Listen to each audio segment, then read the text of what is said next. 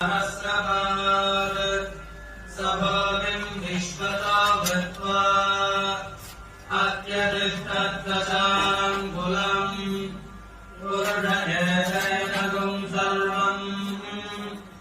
यद्भूतम् यच्च भव्यम् यदन्नेनातिरोहति एतावानस्य महिमा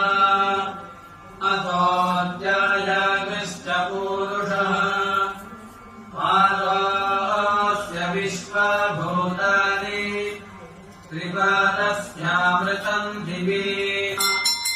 ततो विश्वम् यत्रामते शासनानधरे अभि तस्मात् विराजयायत विराजोपधिपूरुषः ग्रीष्मजिह्मः शरद्धविः सप्तास्यासन् परिधयः त्रिसप्तसमिधः कृताः देव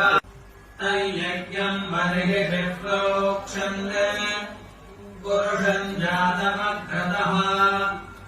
येन देवा अयजन्त